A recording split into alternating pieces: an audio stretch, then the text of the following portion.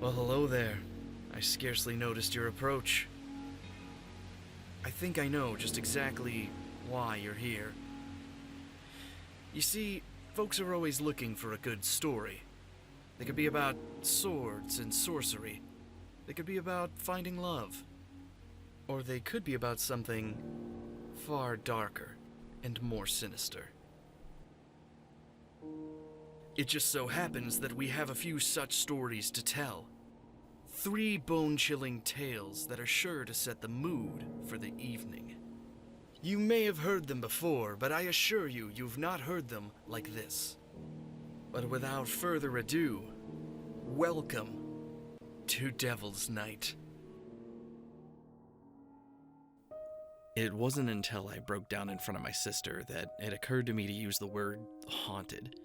When I tried to explain what happened, finally articulating the weeks of dread and utter dislocation, I found that no other word would come.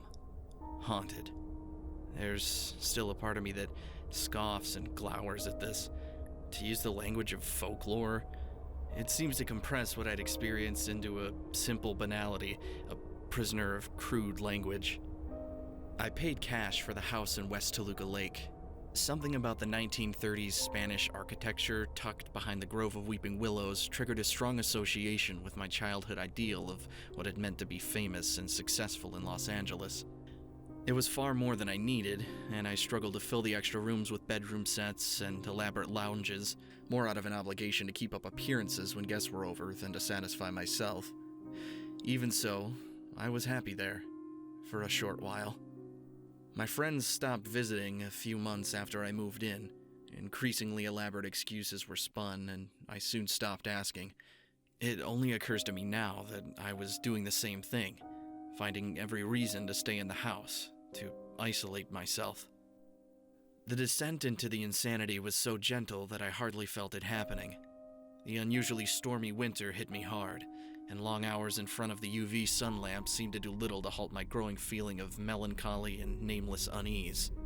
I started sleeping later, and I abandoned even the pretense of writing, spending long hours in silence on the back porch, listening to the dry rasp of the dead leaves in the cold breeze. It was the middle of the night when I first saw him. I had been lying motionless in the dark, long hours that had stretched out into infinity, when at last I pulled myself from the ambient fog at the sharp urging of my bladder and shuffled towards the bathroom. He was in the hall, standing perfectly still, his back to me. His head was cocked to one side, as if he was listening, but he showed no signs of awareness. My heart leapt into a driving rhythm, and my body locked as I tried to comprehend this intrusion.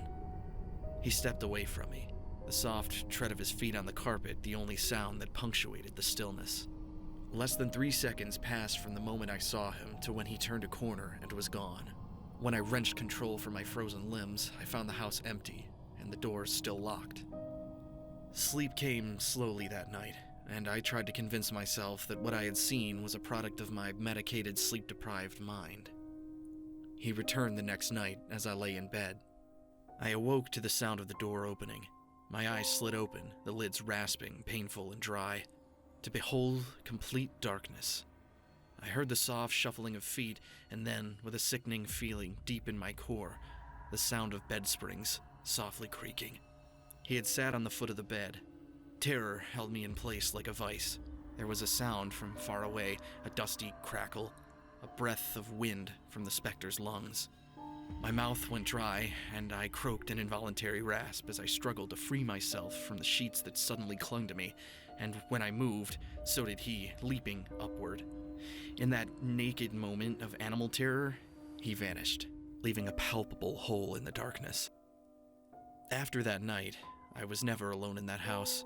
From the corner of my eyes, I saw his slow plodding movement, the lumbering gait of a shadow that evaporated as soon as I turned. Soon, I would see him in full view, walking slowly from room to room, sitting motionless on the patio, standing solemnly and silently in odd corners of the house. He would be gone only moments after I registered his presence, simply ceasing to exist, taking with him the tiny muffled sounds of his movements and leaving me standing alone, head cocked to hear only silence. I couldn't describe him now if I tried. He was not vague or indistinct, but utterly unremarkable in every appearance. I can no longer recall the details of him, only the shape of the memory. There was an indescribable quality around him, an aura, a lingering fog of unease and dread that slowly suffused the house and clouded my mind, smothering memory. My friends and family all swear that during the darkest weeks, they called me often, sick with worry, and even came to my house to peer through my windows, expecting to see my corpse. I remember none of it, just the crashing waves of dread and shock that weathered away at my reason. The moment of clarity came on a clear February night. In a daze, I stumbled towards sleep, not wanting to stay awake, not wanting to wake up again in this house. I turned out the light, sat down gingerly on the end of the bed, too scoured raw to even pull back the covers, when the miasma of his presence enveloped me. He was behind me in the dark, lying in my bed. I pressed my eyes tightly together and exhaled a slow wheeze, trying to calm my racing heart. The bed behind me bucked with sudden movement and a raspy cough of air, and I leapt away, hands fumbling for the light switch. The bed, once immaculately made, was in shambles, the sheets strewn on the floor, and I was alone, with only the oily aftertaste of his presence. Something deep inside me bent and snapped, and I grasped at a fragment of epiphany that slipped through my fingers into the gloom. I felt suddenly and sharply awake, lucid like I hadn't been in months. I held my momentary courage close as I moved with all haste to the front door. Stepping over the threshold for the first time in weeks, I was struck with a wave of dizziness. I found myself in the car, the keys dangling from the ignition. As I pulled into the street, I turned to the house, the last time I would ever see it. The house lights blazed in a mimicry of life. He stood at the window, hands clasped at his side, as a momentary silhouette that vanished when we made eye contact, leaving only the soft sway of the parted curtains. I was at a motel within an hour, and at my sister's Studio City apartment the next morning. My throat was raw from disuse, from not speaking for so many weeks, and I croaked out my story to her, embarrassed at the absurdity but swaddled in a profound relief. Despite the necessity it serves to describe the events, the word haunted turned sour in my mouth. It never occurred to me to call the intruder a ghost. He was something else. Something I can't explain with the clubs and spears of language. The phantom impression of the right word, the perfect word, seems always at the tip of my tongue, but it never comes. It's the house. It wasn't the intruder. He was a prisoner, the same as me. There's something wrong with the house itself. The house is broken. And now for our second story.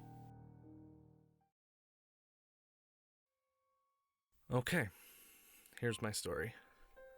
At the time, I was like 16.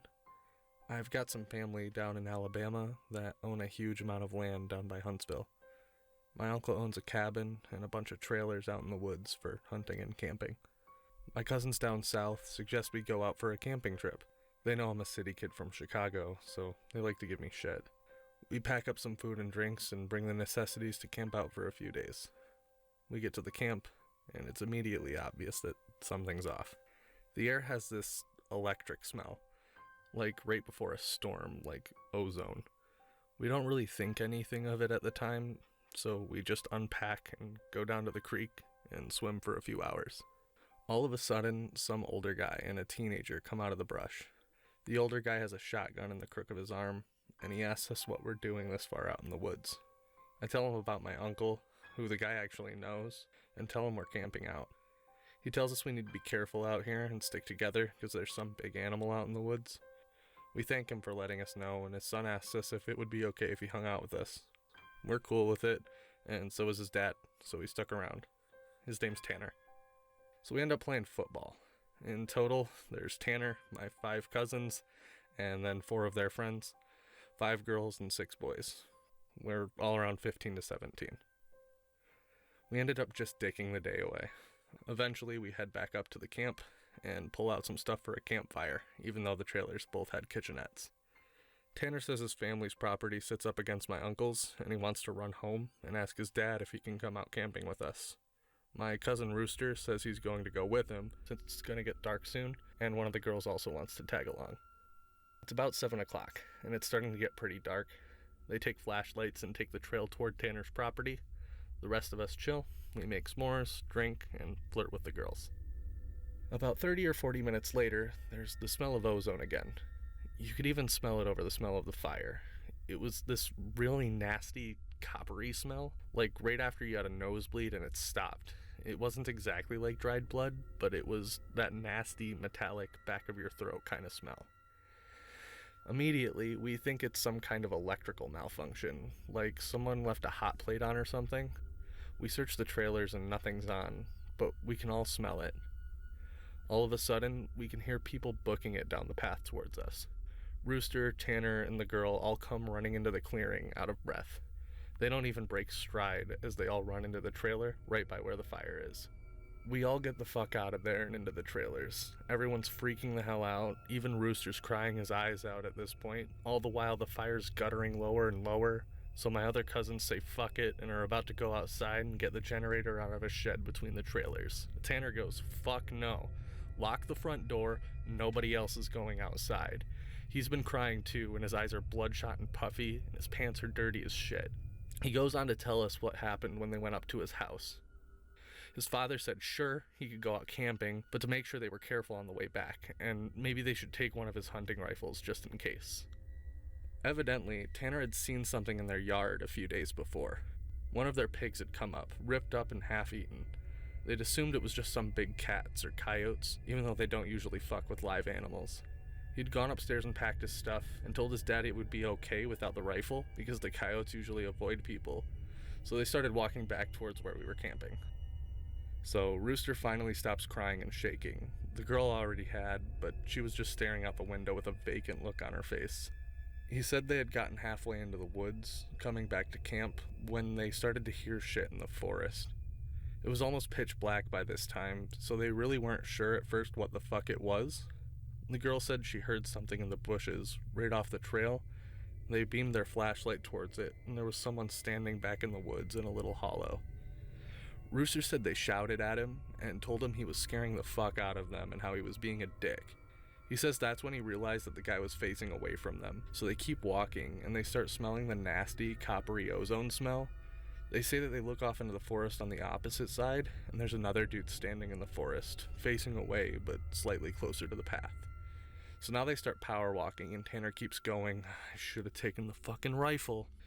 As they're telling the story, the smell's getting super strong, even inside the trailer. They say that after they started walking faster, a kind of low gibbering had started coming from both sides of the wood. And as they started booking it back to the trailer, the girl said she flashed her flashlight out into the woods to the side of them and saw something jerking around in the woods. The gibbering just got louder and louder, and when they could see the light from our campfire, something had come out of the woods about 40 yards behind them onto the track, and they had just booked it as hard as they could to the trailer. So now we're out in the woods, and we're assuming at this point there's some rednecks or some shit trying to fuck with us. All of a sudden, my other cousin, Junior, starts going on about how he went to school with a native kid and was telling him about the Goatman or some shit. We promptly tell him to shut the fuck up because we didn't need any spooky talk right now. But he just keeps going on and on about how it's the fucking Goatman and how we're in his woods and blah blah blah. Now, at the time, I had never heard of this Goatman or anything like that, but then a couple years ago, the year before I graduated from college, I did have a native guy for a roommate, and I ended up asking him about it. To sum it up, it's basically a man with the head of a fucking goat, and he can shapeshift, and he slips into groups of people to terrorize them. It's also apparently kind of like the Wendigo in the way that it's bad mojo to even talk about it, and even worse if you see it. Now keep in mind, I didn't know this back then when I was 16, so my cousin's going, the Goatman's gonna get in and it's gonna fucking get us. And the girls are terrified, and my cousins and I are trying to figure out if it's just some hillbillies or an animal or something. All of a sudden, the smell just goes away. Like, to this day, I haven't experienced anything like this. Usually smells fade away or they lessen. It literally was there 1 second and then entirely gone the next.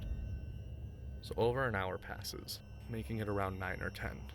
We've stopped shitting ourselves enough to go back outside and stoke the fire again. We figure it's just some assholes trying to fuck with us, so we don't go back home, because we think if we do, they'll probably chase us through the woods or something crazy like that. Nothing else weird happens that night, and then we stay another night, and for the main part of that night, nothing happens either. But at about 1 in the morning, we're outside getting drunk and telling ghost stories. As someone's finishing some bullshit story, I don't even remember what about, the smell comes back. This time it's so fucking strong that one of the girls literally starts puking. I stand up and you can actually feel how clammy the air is. I say we should get inside and that this isn't right and we should have just fucking left. We all go back inside and we're standing around. My cousin just keeps going on about how it's the Goatman again, and my other cousin Rooster tries to shut him the fuck up, and all the while I'm feeling that something's wrong, but I can't figure out what it is. We end up sitting in there for a while. The smell's just as strong, and we're terrified and all huddled in his camper. We end up cooking brats for everybody because nobody wants to go outside. It's one of those packs with 4 brats, and we brought 3 total packs. I grill them up on the stove and give everybody 1. I get mine, and after a while, one of my cousins gets up and goes over the pan to get another one. He then starts grumbling about how I get 2 brats and everybody else only got 1, and I look at him like he's fucking stupid. I tell him that everybody got 1 because there were only 12 brats, and if he wanted more, he should open up a new pack and cook them. That's when the girl that had been out with Rooster and Tanner just starts screaming, "Oh Jesus," and "Oh Lord, get it out." She's crying, and she's shaking, and then it dawns on the cousin standing up just what was wrong. Me and him both glance around the room, and I feel my heart fucking drop. I run out of the trailer, and the girl runs out with us. The trailer door's banging up on the side of the trailer as everyone else books it out of there. One of my cousin's friends asks us what the hell was wrong. I start counting us. There's 11 now. I shit you not, there had been 12 people in that trailer. My cousin verified it. But being that no one really knew each other well, nobody had noticed the whole time that there was an extra person. And then I realized earlier that I kinda had noticed that something was off. You know how when you're just dicking around and having a good time, how you don't really sweat the small shit, and you don't always keep track of certain things? I'm dead sure that someone else had been in the trailer with us, and they'd been there for at least a whole fucking day, eating with us. What makes it worse is I couldn't figure out who, because I don't think anyone actually interacted with the extra person. So we're all sitting outside, and the girl who had freaked out before was still praying to herself. Eventually we got some big ass sticks, and we go back to the trailer, but there's nobody in there. We do a head count, and there's 11 people. So we all funnel into the trailer and lock the door. We explain what the fuck just happened to anyone who didn't know, and the girl said that she realized too, and that when she was about to say something, the person next to her grabbed her leg fucking hard and leaned over toward her and said something she couldn't understand. So we're pretty much scared to death as we huddle together. And eventually, I somehow fell asleep. When I woke up, the sun was just coming up. Half the people were still asleep, and the other half were packing their shit up. We all want to walk back home, but like 4 people still want to stay until the sun's all the way up, and some people think that we're just fucking around and still want to stay at the trailers. I just want to get the fuck out of the woods. The girl from before's name was Kira, the one the Goatman had touched. Anyway, I asked her if she really thinks it was something bad, and she said she just wants to go home and doesn't want to be out in the woods for another night. Can't say I blame her. So we decide to split up. The 4 people that want to can go, but I have to stay because I have the keys to the trailers and they're my uncle's and I have to lock up. Tanner leaves with them to get a rifle, but says that he's going to be back. So there's just 8 of us left by 4 p.m. I'm super pissed at this point because I feel like the people aren't taking this seriously, and I definitely didn't want to be out in the woods for another night either. I spend the rest of the day trying to convince everyone else, now 4 girls and 4 guys, including myself, to get the fuck out of Dodge. At around 5 p.m., Tanner hadn't made it back yet. We're getting extremely antsy, and the only reason I stopped begging them to go back was because he went to get a gun, and we didn't want to accidentally get shot in the woods. It's about 5:30 p.m. or so when the one cousin that did stay says that Kira's outside. We look out the window and sure enough, she's standing by the fire pit with her back to the trailer. Now I'm thinking to myself, if she's so fucking scared, why the hell would she come back? And then I get this nasty feeling in my gut. Keep in mind, the whole time, the coppery smell had been gone, but now I realize I can just smell a tinge of it. I say this to the rest of them and everybody, and these are the people that wanted to stay in the fucking woods after we had the Goatman in our midst, is laughing at me and asking if I set this up to scare them. I'm looking at them like, I'm not bullshitting you right now. I'm dead serious. I asked them why the hell I would fuck around like that. So one of the girls goes outside to get Kira. She gets halfway to her and stops cold. Kira starts heaving. I don't know how else to describe it. Sort of like if someone with their back turned was laughing without making any actual sound. It was this fact that made me realize there wasn't a single sound in the whole woods. It was dead silent. This was like later in September too, so it was still fairly hot at the time, but it was kind of chilly some days too. And you could usually hear big-ass geese honking or some birds or squirrels chittering. So I step out the door and tell her to come back in the trailer immediately. She backs up into the trailer and we lock the door. We pull down all the shades except for one, and we put a guy in a chair by the window to watch Kira. She just stands there for another 20 minutes or so. The guy turns to say that she's still there, and then there's a huge fucking bang on the door. We all jump up and scramble around the trailer. The banging is super fucking loud. So now my cousin's holding one of the girls and the other two are kind of giggling with nervous laughter, and me and the other two guys are practically shitting ourselves. Then we hear Tanner. He's screaming, "Let me the fuck in, stop fucking playing." So we go over to the door and open it, and he stumbles in with a rifle. There's nobody else outside. Hello again, traveler. I hope you're enjoying our delightful tales. And if you are, don't be afraid to show us some love. Like the video, leave us a comment, perhaps sacrifice a virgin soul or two in our name. At any rate, there's one more tale to tell before we finish with tonight's main event. Perhaps it's one you've heard before, though even some old dead things deserve a fresh breath of new life, wouldn't you say? I digress, I ramble. On with the next story. As the sun begins to set and the trees huddle together in small dark groups as if shielding themselves against the coming of night, you step quietly and quickly through the carpet of fallen leaves and straight twigs, recognizing and noting as you do every rustle, every snap of a branch created by your own footfalls. You note them so that you can distinguish them from the other sounds, the soft rustlings of leaves, the crack of bracken somewhere behind you. You increase your speed, knowing that night is not the only thing drawing closer. The sound increases as your pace and heartbeat quicken. You turn and in the fading light catch a single glimpse of the hunched, crawling thing that is pursuing you. Creeping forward like an animal, and yet looking so horribly human. You only caught a single glimpse, but then you start to run. One glimpse is enough. What follows is a collection of accounts on a creature known as the Rake. A suicide note, dated 1964. As I prepare to take my life, I feel it necessary to assuage any guilt or pain I have introduced through this act. It is not the fault of anyone other than him, for once I awoke and felt his presence, and once I awoke and saw his form. Once again I awoke and heard his voice, and looked into his eyes. I cannot sleep without fear of what I might next awake to experience.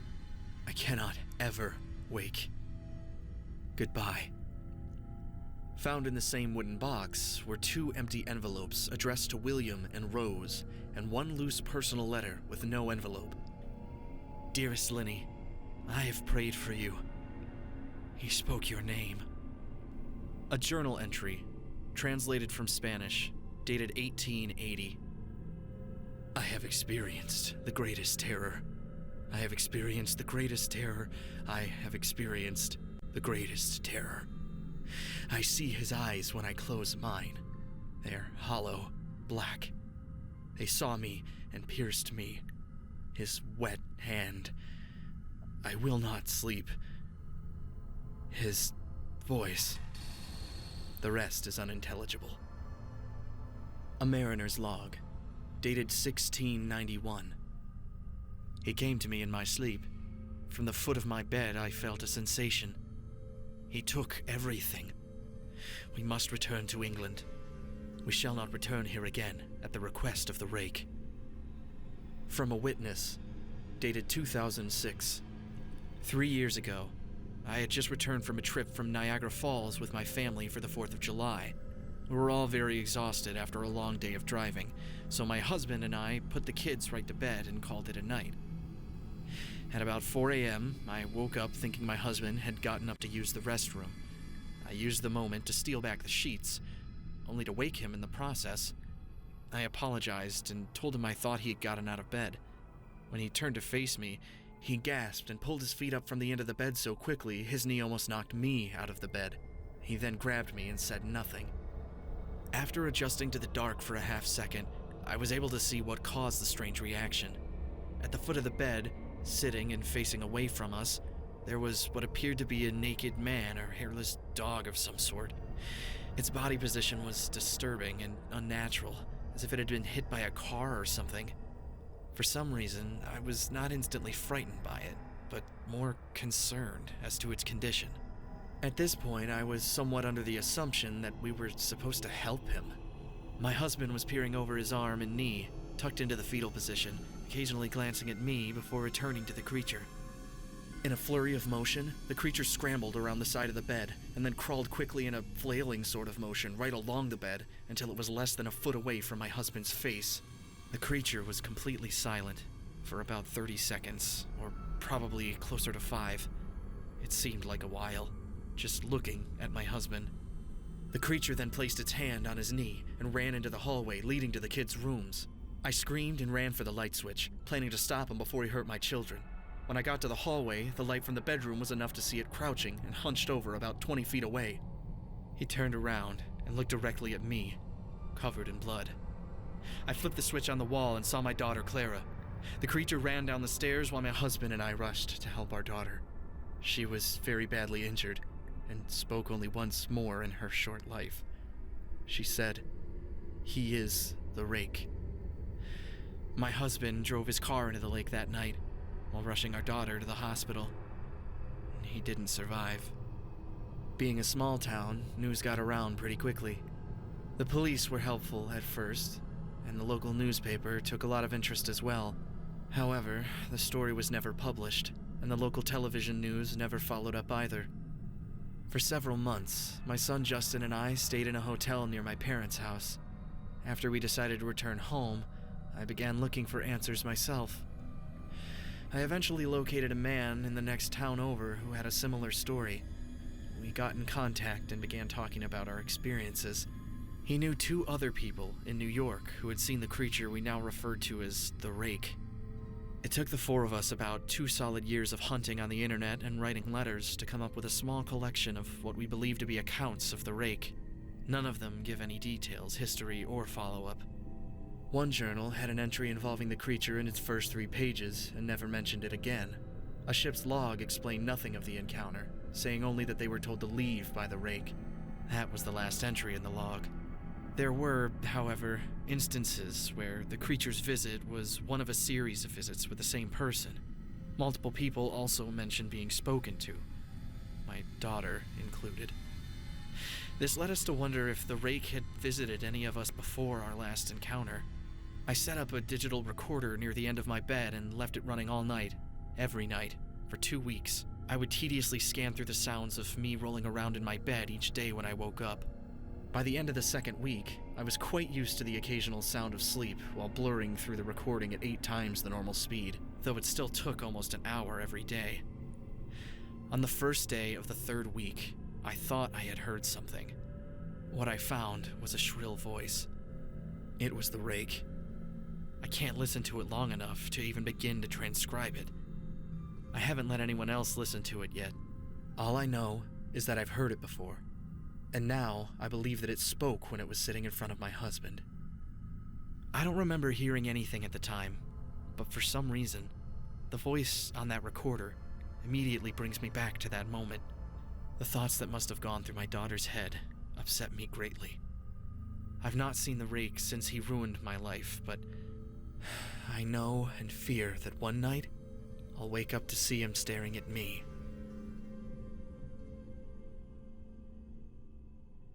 And now for the conclusion to our second story. Evidently, Tanner had walked up to the campsite. Nothing weird happened in the forest, but he had seen the girl. Mind you, he said it wasn't Kira standing out there. When he'd gotten to the edge of the clearing, she had turned toward him with a slack-jawed look and just stared him down, slowly tracking him as he walked around the outside of the clearing towards the camp. He said it wasn't until he was almost halfway to the trailer that he realized that she was getting closer to him. She'd started off by the fire, and without him even seeing her move, she'd been turning, inching closer.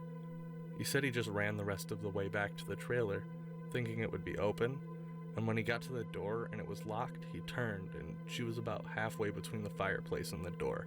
He looks around the room and gets super pale. He pulls me to the side and whispers in my ear, "You know there's only 7 of you in here, right?" I get that feeling where your stomach drops to your nuts. It had been back inside the trailer while we were sorting out who was going where, and when we all went outside to talk earlier in the day. It just slipped right back in. We look out the window and there's nobody out there, so we recount everyone.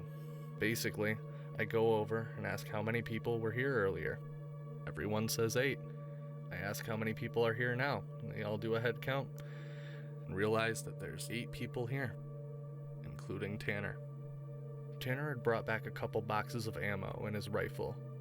He told his dad there's some kind of animal in the forest because he didn't think his dad would believe him if he said it was the Goatman. He said that his cousin's supposed to be coming down in a few hours and that in the morning we can all go back to his place and his cousin will drive us home. Now, I'm genuinely terrified, but I feel at least a little better because we can be American and shoot the fuck out of whatever it is if it ends up coming back. But then my cousin gets into this huge argument with one of the girls because she thinks that I'm trying to be funny and prank them, and that she's getting really scared and that I'm not funny.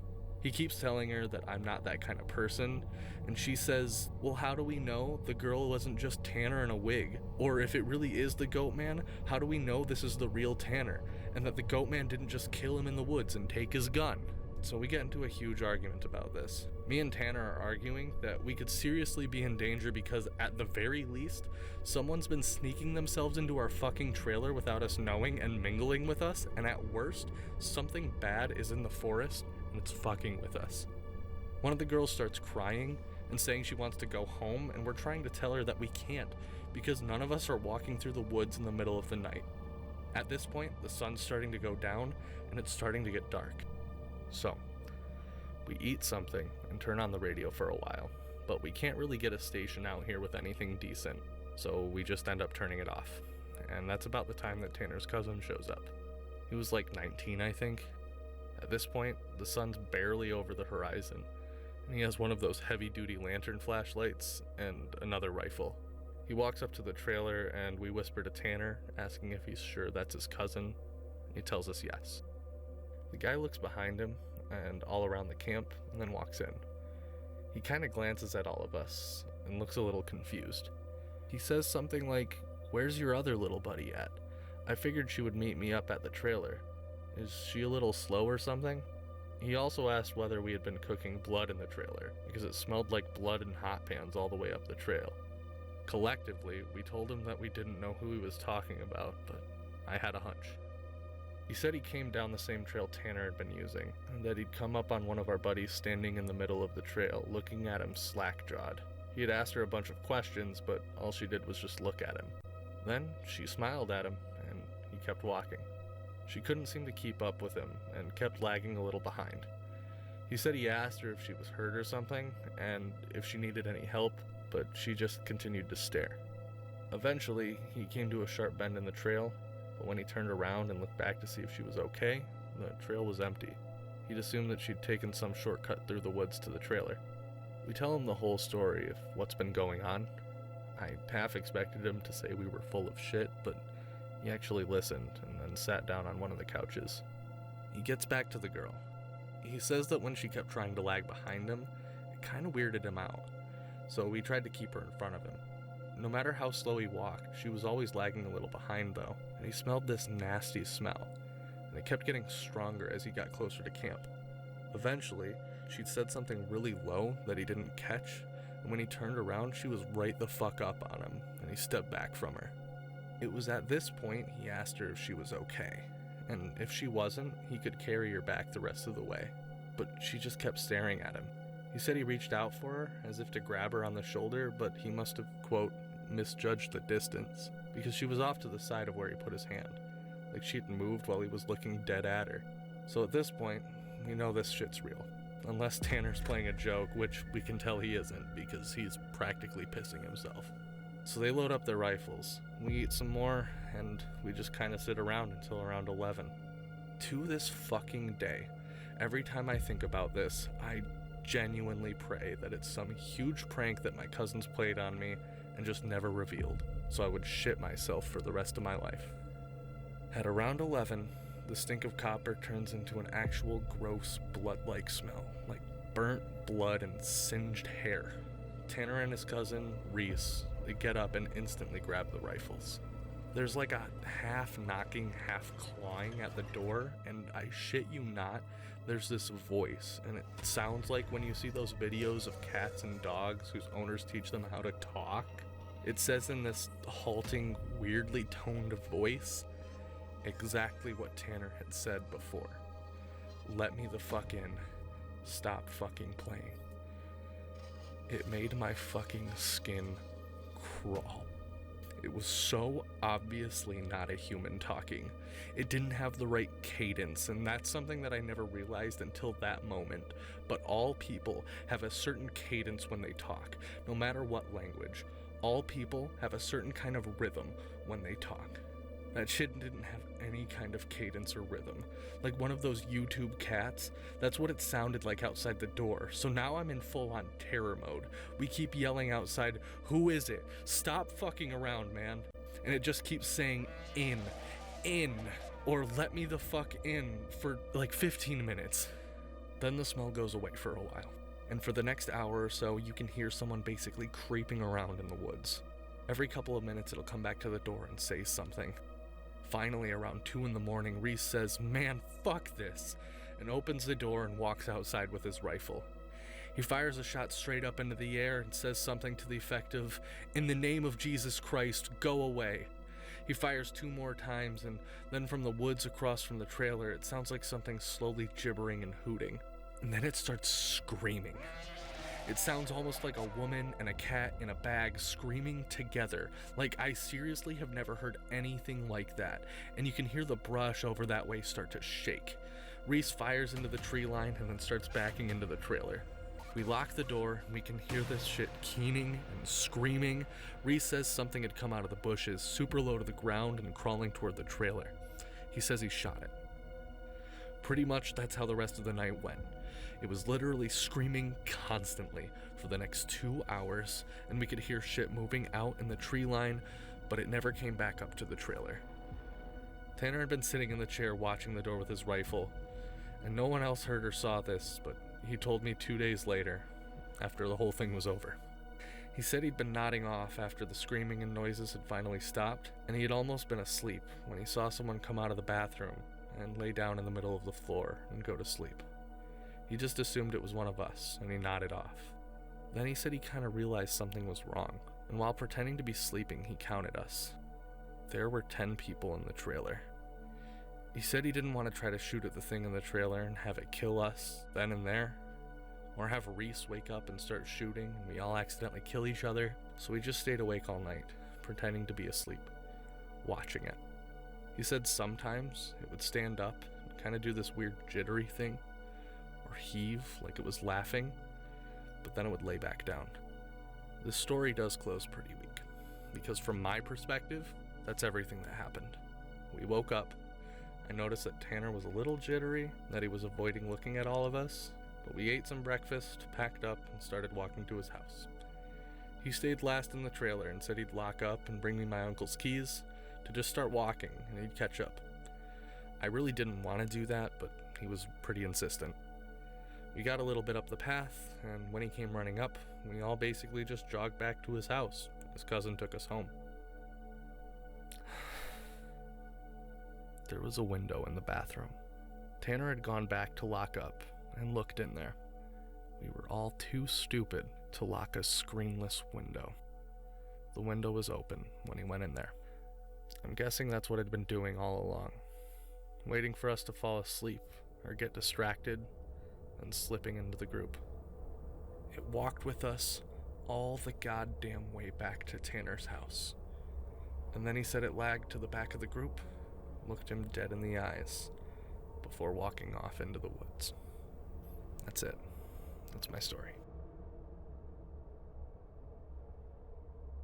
Well, well, you're still here. You're braver than I thought. Good. We do so hope you enjoyed our Tales from the Dark on this fine Devil's Night. And we hope you have a frightfully delightful All Hallows Eve as well. Of course, that's assuming you make it to tomorrow. It seems it's going to be dark soon, and who knows what manner of horrid creature and wicked sorcery will be at play here tonight. As for myself, I must take my leave. Good luck with the coming dark. Until next year.